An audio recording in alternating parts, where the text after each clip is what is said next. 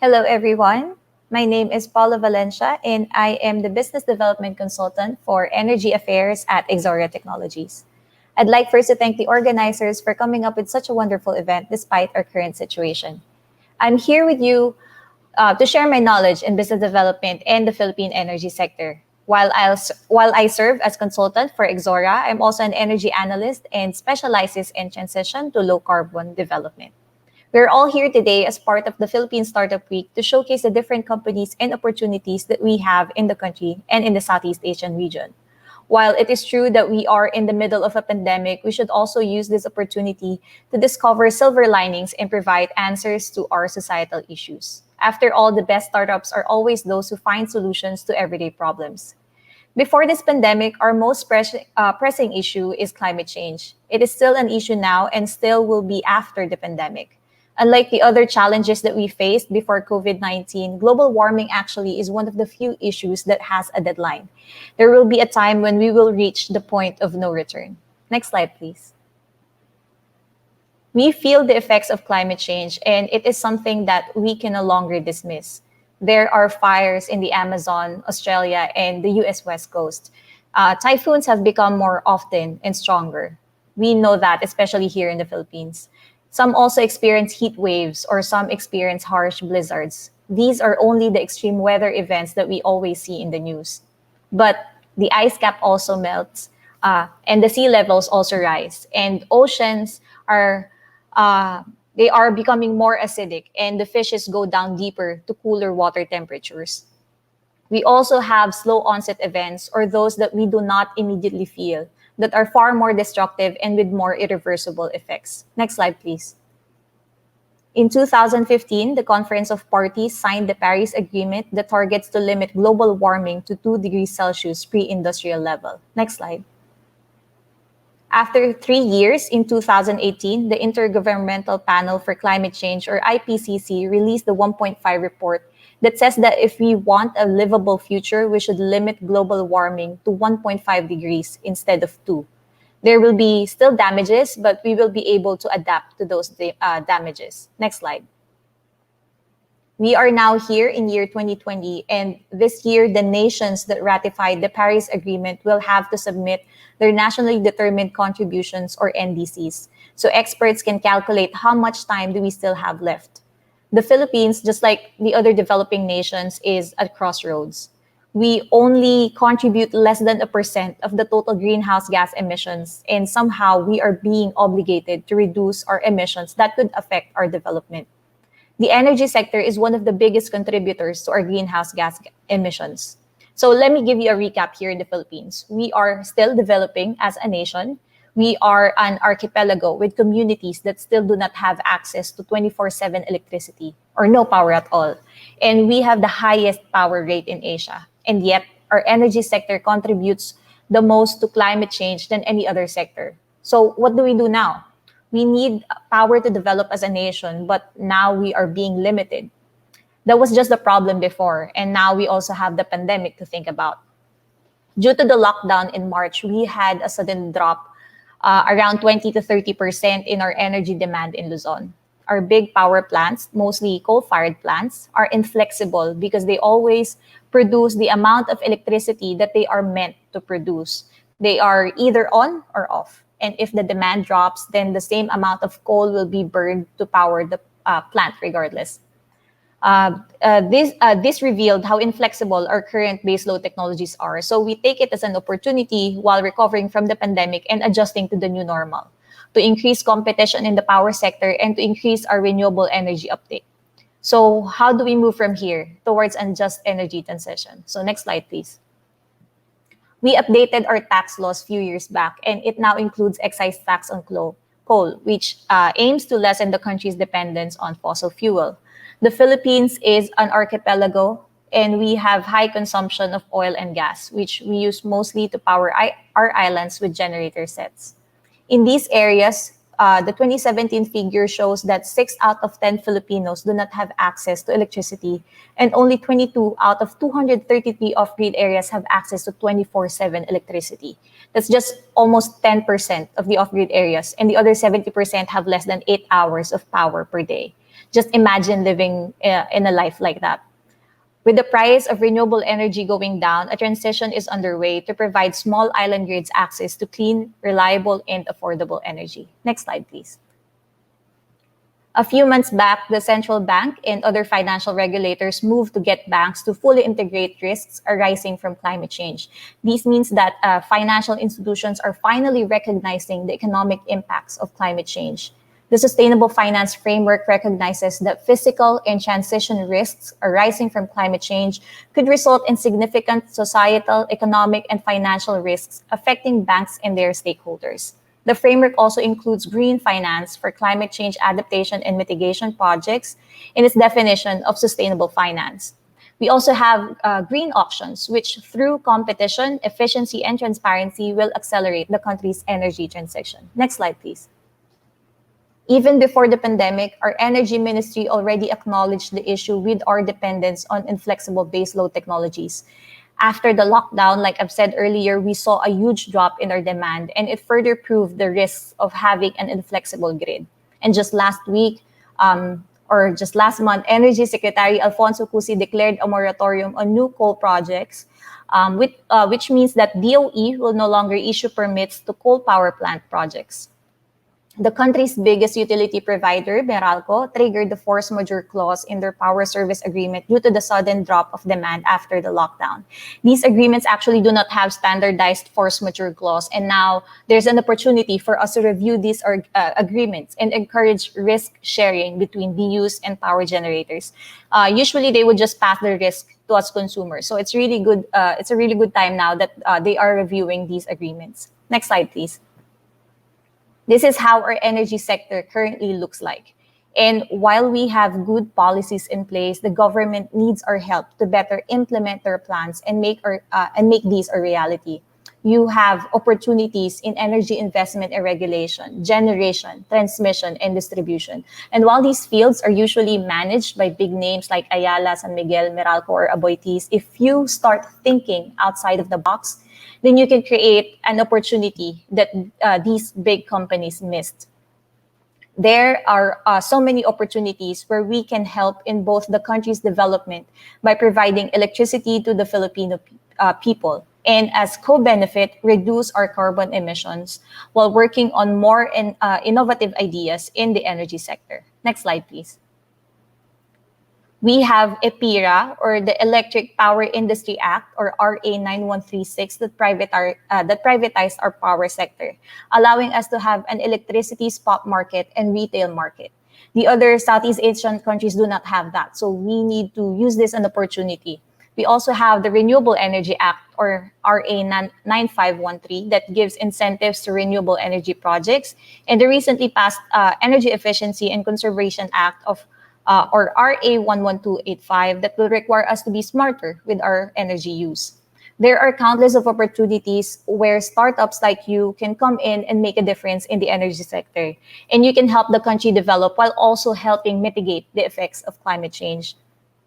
To give you an idea on its possibilities, I would like to introduce to you one of the few companies that successfully infiltrated the energy sector in the country. Ladies and gentlemen, the founder and CEO of Exora Technologies, Mr. Sergius Angelo Santos. Hi everyone. Thank you very much for that, Paula. Thank you for giving us a very comprehensive insights on the international overview of the energy sector, as well as some brief introduction on the Philippine sector. So now, let's zoom in our analysis on what's happening really in the Philippine energy sector. So, okay, let me start. Sorry. Okay, so one of the problems that we're facing is that Philippines is the second highest cost of electricity in Asia. In fact, we are the highest cost of electricity in Southeast Asia. And this is very detrimental both on the residential sector as well as the businesses. In terms of the residential sector, imagine there's a huge discrepancy in terms of the living wage versus the electricity cost. So the sensitivity factor on how it affects them is very big and impactful. And the picture actually is a photo of people paying during the pandemic for their electricity bill. It just goes to show how slow the digital adaptation is in the Philippines in terms of uh, at least in the energy sector, despite the access to energy technology, despite access to different existing digital technologies. And in terms of the business side, actually, this is also a big effect or impact on the business side. So just in the pie chart, you can see the amount of demand in the Philippine energy sector in terms of the big businesses in the Philippines. It accounts to around roughly 52% of the total energy demand, which is worth around $9.5 billion. And if you compare this to other Southeast Asian countries in average, they are paying an approximate of 8 billion annual cost in terms of their electricity costs. So as you can see, there's a premium of 1.5 to 3 billion annual cost being paid by Philippine businesses. And this has a lot of effects, not just in the businesses, but in our economy as a whole. We've talked to a lot of manufacturing plants in the Philippines who have shifted their production abroad in Malaysia and China, even though they can source their production locally. So yeah, that's one of the big impacts of this electricity costs. And what's the rationale behind it? Why are we really lagging behind in terms of the energy costs? Maybe this can be attributed to three key reasons. Number one, actually, electricity in the Philippines is not subsidized by the government. I think we're one of the two countries in Asia or Southeast Asia who have yet to subsidize their electricity. Everything is passed through in terms of the consumers. Second is grid and energy efficiency issues. In terms of the grid efficiency issues, it can be attributed to two things. Number one is we're an archipelagic nation. So it's very hard for electricity to traverse from the provinces from which power plants are located and go all the way to the residential area in different sectors. So it incurs certain premium in terms of the distribution and the transmission charges. Second is the lack of the energy data in the Philippines. What I mean by that is because suppliers don't have a very, very clear picture on how consumers consume energy, on how they operate. Because of this lack of granular data, it necessitates certain risk premium for them so that they can still maintain their margins. So in effect, it adds to the existing cost of electricity. Lastly is the number of players in the market, at least on the supply side. However, there's some good news actually. There's a lot of regulations being done in the Philippines energy sector in order to address this very, very significant power issue. As you can see in the next slide, I presented two key news articles just released in November of 2020, I mean. So it's called the Retail Competition and Open Access. Basically what it does, it allows consumers to choose from a pool of available energy suppliers instead of relying on their distribution utility. Maybe just to paint the picture to you, maybe some of you purchase electricity from different distribution utility. In the case of Metro Manila, you buy electricity from Meralco. So in effect, you don't have an option in terms of where do you want to buy your electricity. This regulation allows you to choose from a pool of available energy suppliers. Later, I'll be explaining it more in detail. But one of the limitations of this regulation, that's why not all of us are familiar with it, is because it's still being benchmarked in the commercial and industrial sector. The qualified consumers here are those end users with an average of 50,000 US dollar monthly electricity bill, which is roughly equivalent to around 2.5 million pesos of monthly electricity bill. But if you compare us to what's happening in other parts of the world or in Asia, actually this has been a proven model in other countries in Asia. Here, I'll show you the regulation landscape in Asia. The regulation pertains to the retail competition and open access. This has been happening recently in Asia. In 2016, Japan fully deregulated their energy market by privatizing their distribution utility to around 300 to 500 companies. And Singapore also did that by benchmarking it in the business sector. But right now, at the end of 2018, they fully deregulated their market as well. And this regulation actually has been happening in US, in other parts of Europe as well, for the past 20 to 30 years. And in the Philippines, in our case, we are currently being benchmarked in the commercial and industrial sector. It started heavily on 2017. So right now, let me show you a brief a diagram of how it looks like prior to the regulation of the energy sector in the Philippines. So I think this is the picture that most of us are familiar with. So you can see on the left side of the screen, these are the power producers or the power plants. They produce your energy, and then on here, this is the National Grid Corporation of the Philippines. They own the transmission line in the Philippines. So from the power plants, they transmit energy all the way to the different industrial sector and a different business area through transmission line and the distribution line of Meralco in the case of Metro Manila. And then what happens is that we buy electricity from Meralco or from our distribution utility, and it so happens that they also own the distribution line, at least in their franchise area or in Metro Manila. Here is the physical infrastructure of the energy sector prior to the deregulation in the energy market. Now, what happens because of the retail competition and the open access is this.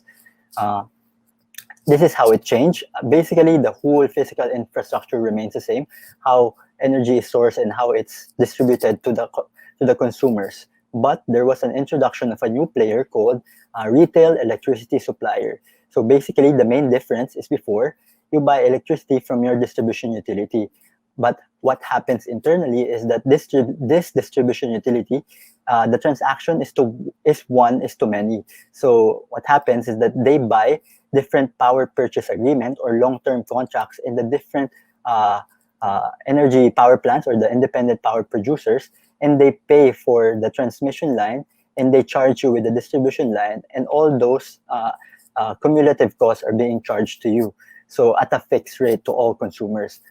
However, the main difference right now is that there was an introduction of a retail energy supplier. Some of them or most of them actually owns these power plants. They're called generation company affiliates. So the main difference is that the transaction becomes 1:1. So now you can choose from a pool of, actually in the market, there are 43 different energy suppliers. So you can choose from a pool of 43 different energy suppliers to which you can source your energy.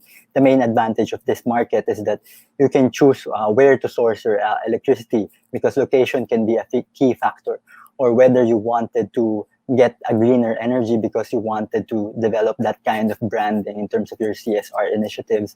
And also, there are a lot of value-added services in this type of sector, the retail market, because there are a lot of players. So basically, that's the main difference. And capturing it in a more zoom-in analysis is the next slide. So on the left side is how it happens before, or at least how it's happening in the residential sector in the Philippines currently.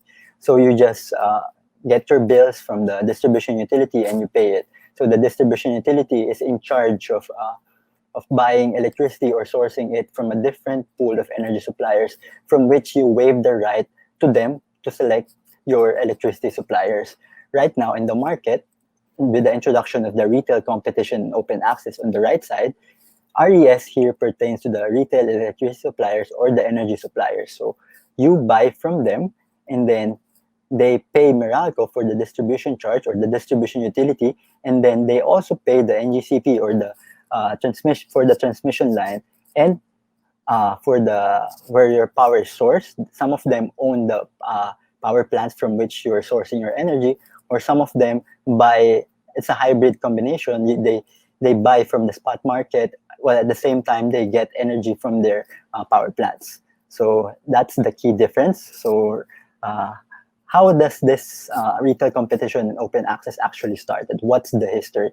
Actually, it's been 19 years in the making. So I'll be showing to you how it started from 2001 all the way to 2020. So next slide. So how retail competition started in Republic Act 9136, or the Electric Power Industry Reform Act of 2001, Chapter 1, Section 1C. it stipulates that to ensure transparent and reasonable prices of electricity in a regime of free and fair competition and full public accountability, to achieve greater operational and economic efficiency, promote consumer choice, and enhance competitive of the Philippine products in the global market. This section pertains to the key goals or the key benefits that ARCOA should entail. So some key terms here is a transparent and reasonable price of electricity, fair and free and fair competition, and the greater operational and economic efficiency so that we become more competitive in terms of the global market. So, okay, next is, before I proceed to the next slide, let's just have a review of this different terminology so it paints a more a clearer picture. So transmission line, these are actually the from your power producer or from the power plant, energy is transmitted through here, and you can actually see this in different freeways in the Philippines, in NLEX, SLEX, and on the right side is the distribution line. So from the transmission line, it changes the voltage to low voltage to go to distribution line, and you can actually see this in the residential area or probably in your streets. And the distribution line are in charge of distributing your energy from the transmission line all the way to your houses or your businesses. So why did I mention this? Because the second stipulation of the ARCOA, one of the most important stipulation, is open access on this transmission and distribution line. Why did I mention open access? Okay, I'll show you the next slide. This pertains to open access on the distribution wires in the Philippines. So why did I mention this? Why is this important? Because what happens in the Philippine energy sector, at least the context in the Philippine energy sector, is that NGCP, or in the case of Metro Manila, Meralco has a monopoly in the distribution lines or in the transmission lines for NGCP. So to that effect, there's a possibility that prices can hike in terms of price differentiation for the supplier side. So they can charge different suppliers different charge. So in effect, it eliminates the competition or the supposed benefit of ARCOA. So one of the laws stipulated here is that the ARCOA should provide open access to the transmission and the distribution wire. So they shall provide a non-discriminatory fee to all those using the distribution wire and the transmission wire in the Philippines. So there are different preconditions to this. So let's move. Number one is in 2003. It's the unbundling of transmission and distribution charge. What happens prior to 2003, is that when you receive your electricity bill, everything is bundled there, so you don't know where's the charge for the transmission, for the distribution, or where's the charge coming from the power source or from the generation. Second is the cross-subsidy removal scheme. Cross-subsidy pertains to having price differentiation per industry. For example, if you want to charge different rates for the household, and if you want to charge different rates for the industrial level just because of their capacity, that's cross-subsidy. So there was an introduction of a cross-subsidy removal scheme in order to properly implement the retail competition. And third is the establishment of the wholesale electricity spot market. So how does the spot market functions? How a spot market functions is, for example, because when you produce your energy, you have to use it, or else you have to store it in your battery or in a battery facility, or else it's gone. So this spot market allows for instantaneous exchange of electricity. For example, I am a supplier of electricity, and I have an excess supply at this period of time. I can put it up in the spot market, and in a matter of minutes, they can sell it to those having deficit in terms of their energy supply, and then they can transfer it to their own pool of customers. So that's the function of the spot market. And fourth and fifth is mostly related to the privatization of the generating assets of the government to the different private players, so that they can introduce more players in the market. Because at that time, I think when ARCOA was implemented, most of the generating facility, when EPIRA was implemented, most of the generating facilities in the Philippines are owned by the government. So these are the key features or the key prerequisites or conditions of ARCOA.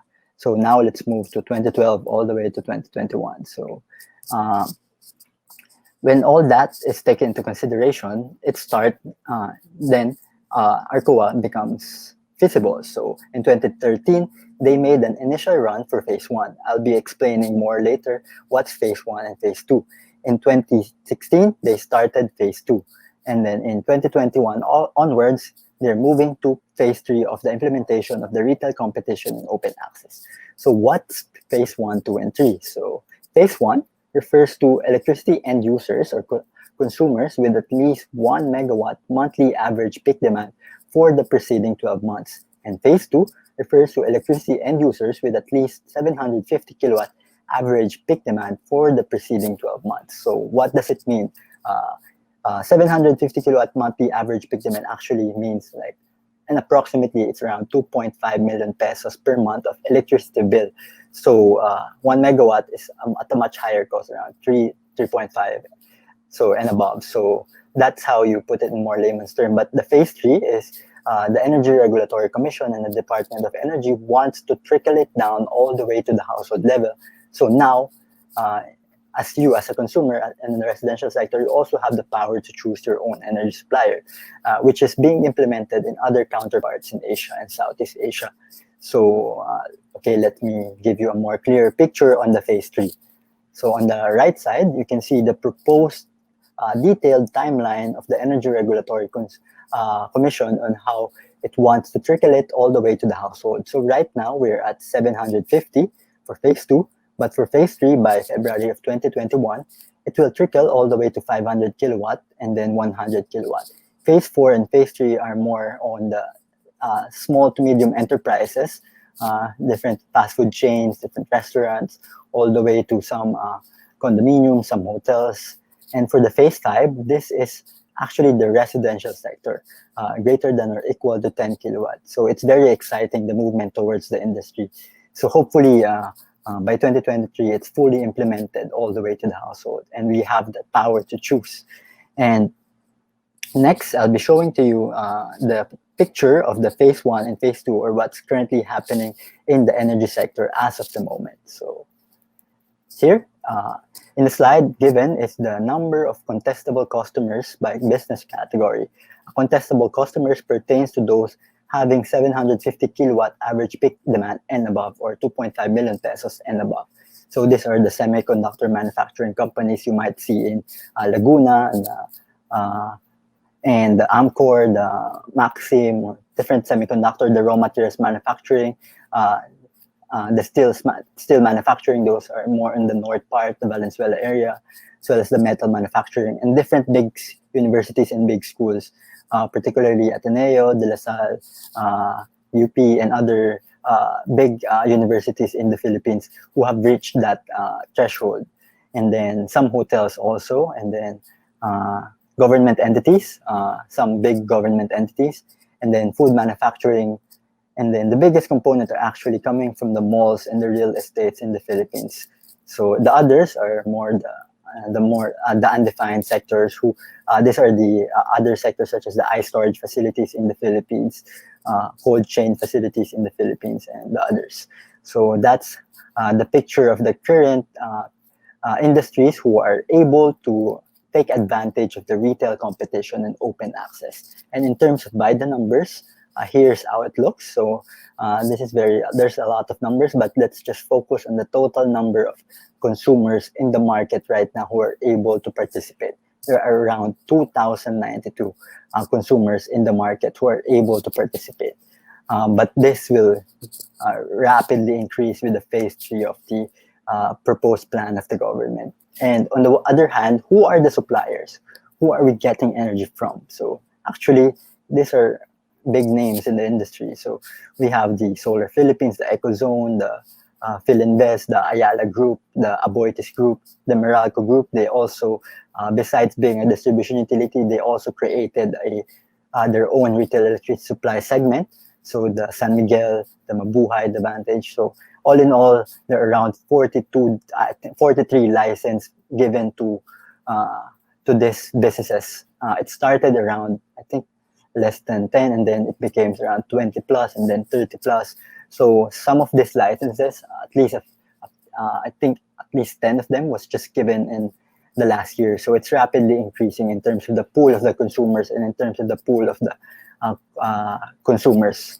So next slide, I'll be showing to you the segmentation or the different types of retail electricity suppliers. So here it goes. So the first type is DU affiliates, meaning they're affiliated with the distribution utility. Second is no affiliates. So they're mostly, what they do is some of them don't have their own energy supply at all. What they do is they focus on the wholesale electricity spot market, and they sell electricity to their consumer via the spot market. And the generation companies, this means that they wholly own the power plants from which they're selling the power to the consumer. And then the Genco affiliates, these are they're affiliates of those who own their own power plant. Also, some of them they buy and sell from the spot market, or they do a power purchase agreement or long-term contracts with other sources of energy from independent power producers who don't have their license.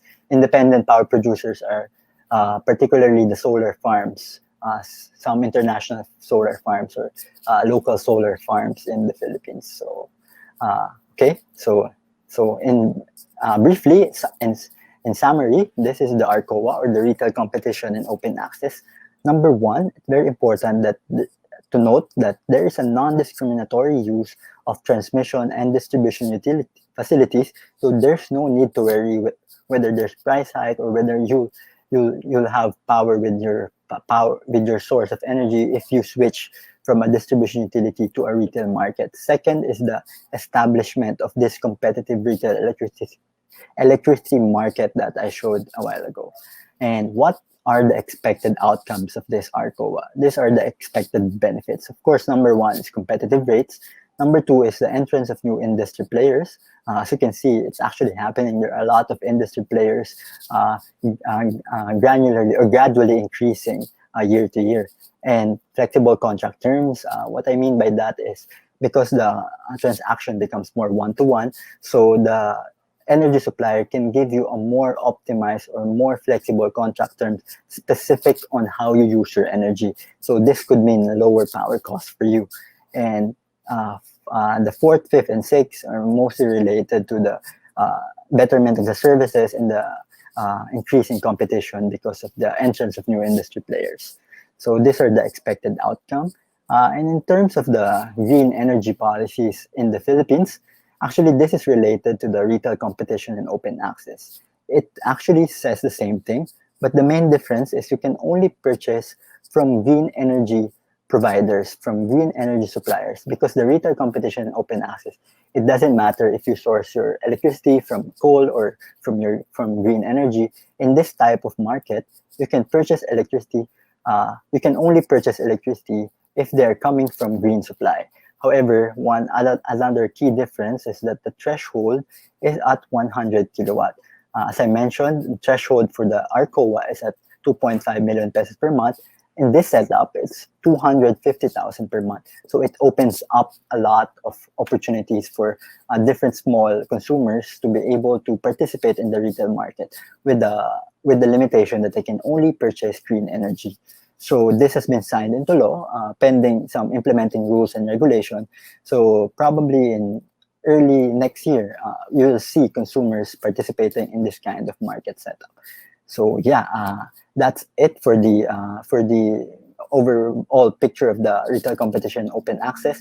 Just to give you a summary and just to break the ice, I'll be showing you a very quick video on retail competition and open access and how our company Exora comes into the picture. So here it goes. So I'll be playing it. So what is ARCOA and why is it important for us Filipinos?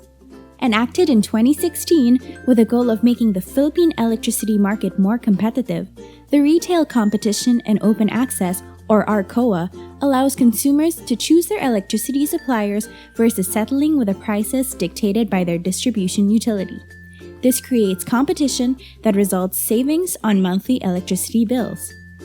For now, ARCOA is applicable for contestable customers, those who consume a minimum of 750 kilowatt monthly average peak demand or approximately 2.5 million pesos on monthly electricity bill. Examples of these customers are manufacturing plants, hospitals, universities, and other big businesses. Before Arcoa, customers had their energy needs supplied by distribution utilities who had the sole responsibility and power of choosing their customers' energy suppliers on their behalf. Now, with Arcoa, industry players called retail electricity suppliers are able to offer various electricity deals to the customers. Contestable customers can pick out suppliers that best suit their energy requirements, bringing in cost savings and greater control over their electricity bill. However, half of the energy market remains untapped. With a lack of easily accessible information and the absence of an efficient communication platform, the system is rendered inefficient, with negotiations extending as long as 6 months and a supplier-centric market benefiting from the lack of a more transparent process. This is where Exora comes in. Exora is an energy solutions platform that connects customers to energy suppliers, reducing the complications of negotiating and gathering information from 6 months to just 3 weeks. Not only that, but we guarantee significantly cheaper electricity bills through our competitive process. Exora provides contract optimization services and energy management solutions through our proprietary smart metering technology. Our experts will help you get optimal market-based price adjustments for your energy requirements with our partner energy suppliers. Your company will never overpay or spend a ton of resources for electricity ever again. Together, let's make energy more accessible through a competitive energy market. If you want to learn more about us, visit our website at www.exora.ph or send us an email at support@exora.ph. Exora, connecting energy. Thank you very much. I hope you enjoyed the video. So right now, let's move to the more exciting part, technology, after the regulation. So this is us, we're Exora Technologies. Our main vision is providing accessible and affordable electricity to all Filipinos. Before I proceed with our product, let me just give you a brief introduction about us. So this is us. We've joined several accelerator programs. We're currently a part of the Asian Accelerator program called Impact Collective, focusing on sustainable development goals, particular to climate impact. I'm not just climate impact, but at least for us, climate impact. And then we're also part of the 2018 Korean Government Accelerator program in the Silicon Valley of Korea and Pangyo Techno Valley. And in 2018, we won the Tectonic Pitch competition. And this media mentions, we did a press launch back in 2019. In early part of 2019, when we first launched our product and when we first closed our first client, we were actually able to save them. They're currently saving around 1.6 million pesos annually on their energy costs. So later I'll delve into more details about us. And this is our team. This is our base actually inside Ateneo, in the new building there, the Arete, and the innovation space. So this is us, a group of budding entrepreneurs, engineers, industry professionals, as well as different software developers. So in terms of our advisory board, we are joined by Attorney Robert Carillan and Attorney Nathan Marsigan. They have a combined experience of 30 years in terms of legal and regulatory. Attorney Robert used to be a VP of one of the banks in Southeast Asia, and Attorney Nathan actually was one of the proponents in terms of the retail competition and open access. He used to be the ERC Commissioner Chief of Staff under the then Commissioner. And then we are joined by Engineer Roland P. Vasquez. He's a licensed electrical engineer. He's also a board member and the National Secretary of the Institute of Integrated Electrical Engineers in the Philippines, as well as a member of 3 technical committees in Bureau of Product and Standards. Basically, he's helping us a lot in terms of key insights in the electrical engineering side of power efficiency, energy efficiency, and how to properly integrate digital technologies. And we're also joined by Mr. Samuel Westowart. He's the CEO and President of Advanced Energy Technologies. He's one of the veterans in terms of Southeast Asian clean technology. So what they provide are different solar system, different biomass system, as well as different chiller system. Later, I'll be explaining the partnership with us and the advanced energy technologies. So that's our advisors. So Overall, we consider ourselves as the leading policy-oriented energy startup in the Philippines. So for our product, this is how we work. Uh, we have Exora Source. Exora Source is a specialized digital marketplace for energy supply contract. We developed this to fully enable the plan of the government and to enable their long-term vision of trickling it down all the way to the household level. So what we do is we provide a marketplace or platform where we connect energy consumers to energy suppliers through our specialized platform. Uh, so here's the main difference between prior to Exora and with the integration of digitalization through us. So prior to digitalization, what happens in the market is you either rely on your distribution utility or on the status quo.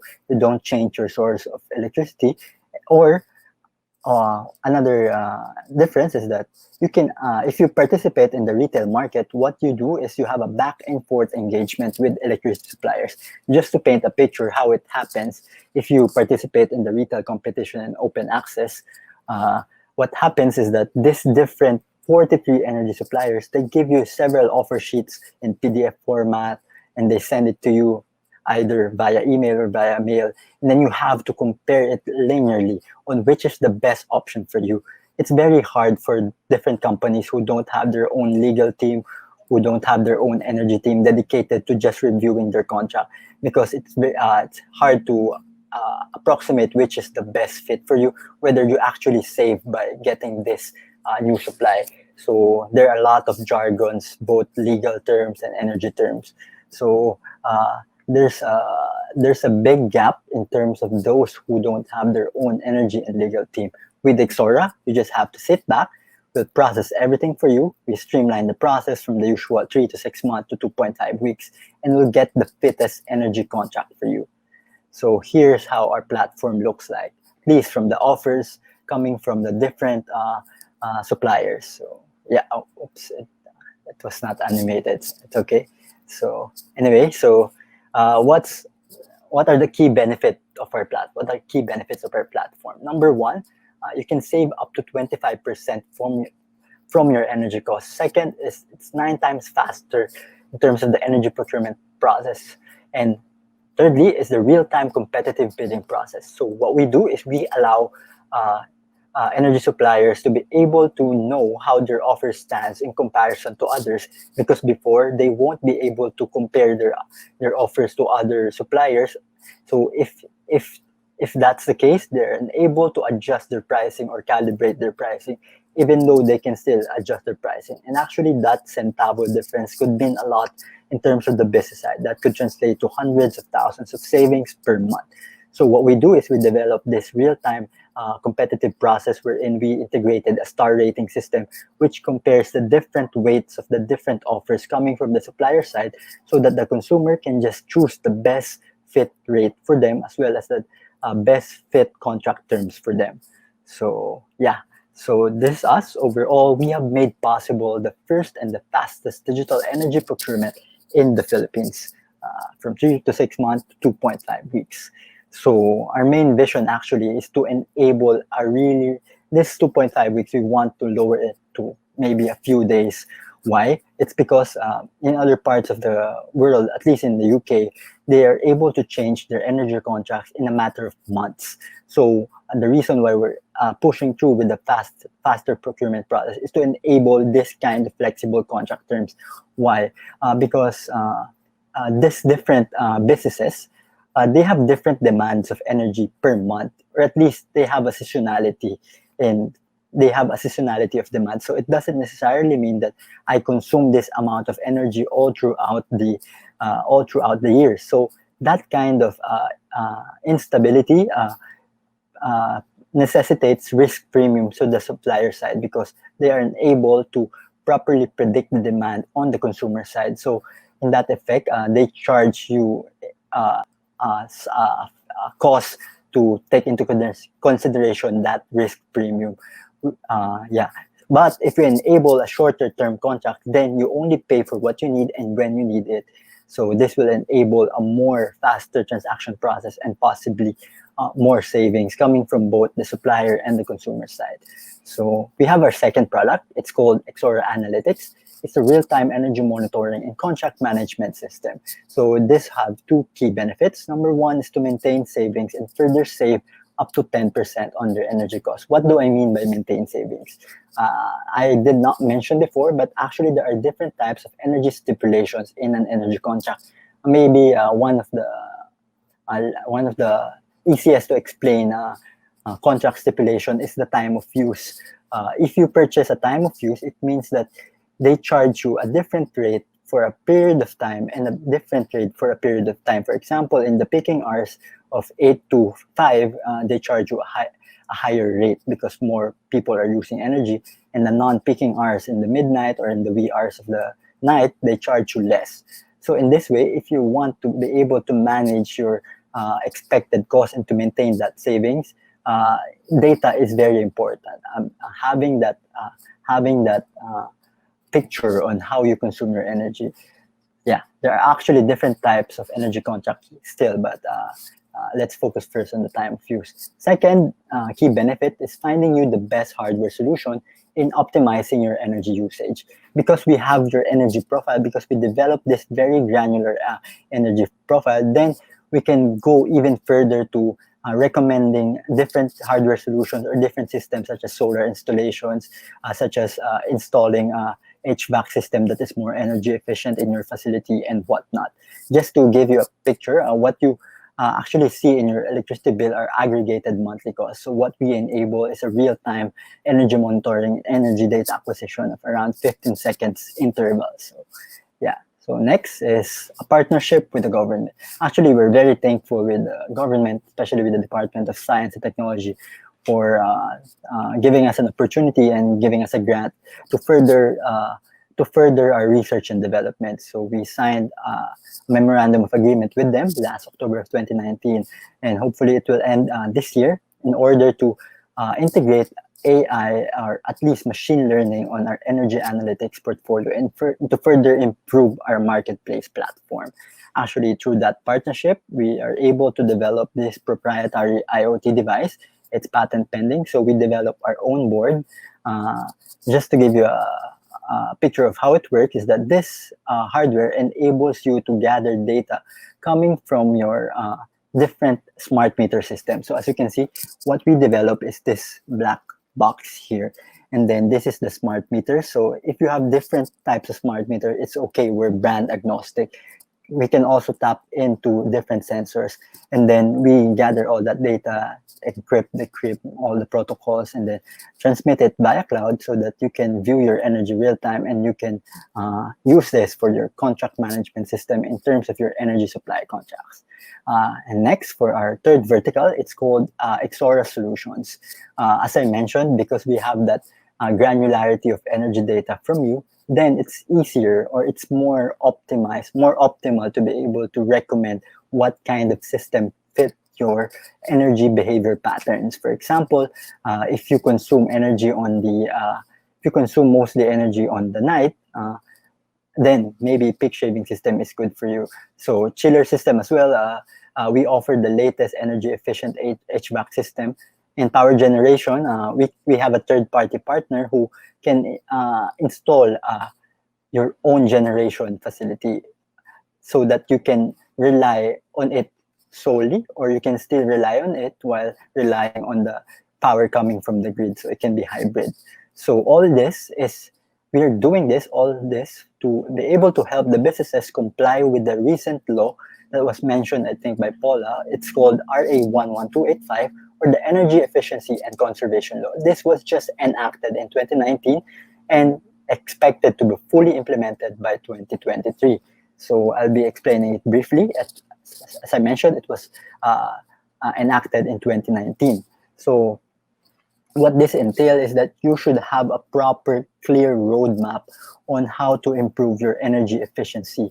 And one of the basic provisions there is that you should have a historicity of your energy data, and from that benchmark, how are you going to improve your energy consumption? So there are different ways of doing that. You can either change from as simple as changing your lighting system to LEDs, to adding a solar infrastructure in your facility, to changing your HVAC system. Those are key factors in order to comply with this law. Actually, this is a compliance law, and this entails criminal liability, and it's expected to be fully implemented by 2023. So we want this to be fully implemented according to the plan of the government. So we're also pushing through in enabling this setup through digital technologies. Yeah, through the digital technologies. So yeah, these are the obligations of a designated establishment, as I mentioned. And for the incentives and penalties, as I mentioned, it's a criminal compliance. So you have to comply. There's actually some prison time and some penalties. So DOE is mainly in charge of those provisions for the violators. So yeah. So what we envision overall is this. We want to be able to provide a smarter grid system in the Philippines. Because for us, there's two ways of reducing energy costs. It's either you invest heavily on the physical infrastructure, which would take enormous amount of investment and which would take time, or you work with what you have and enable a very efficient transaction of energy coming from the demand side and the supply side. So this is what we want. We want to empower consumers to be able to participate in the market through data and analytics so that they know what they are supposed to do. And we want to increase business opportunities for suppliers by giving them access to these different consumers, as well as their granularity in terms of how they consume energy. So in that regard, we are enabling a closed loop system in terms of the demand and the supply side. And taken as a whole, the market will reap the benefit of lower power rates by providing an avenue for increased competition and enabling data-driven decisions. So this is the future of electricity, actually defined by the World Economic Forum in one of their key white papers. So it's all about advanced metering infrastructure, through smart meters, communication analytics through digital technology, distributed generation, data storage center, transmission and distribution, as well as demand side management. What demand side management means is that consumers play an important role in terms of balancing the supply and demand in real time, or at least near real time. So overall, what we envision, at least, is to usher the Philippines first in the future of the energy industry, driven and made more efficient by this advanced technologies, communications, and analytics. We want to be able to provide a very good proof of concept here so that we can also help other emerging markets who have yet to deregulate or reap the benefit of a deregulated energy market or the retail competition and open access. Again, let me introduce ourselves. I'm Sergio Santos, CEO and one of the co-founders of Exora, and I'm joined by Miss Paula. Miss Paula. Yes, I'm Paula Valencia again, business development consultant for Exora Technologies. We hope that you had a great time and that you learned a lot from our presentation. So in case you have more questions about Exora, or if you want to know more about the power sector in the Philippines, you can contact Serge, or you can contact also our general email at ops@exora.ph. Yeah, feel free to chat as well. I think there's a chat for questions later. So thank you. Have a great day. Bye.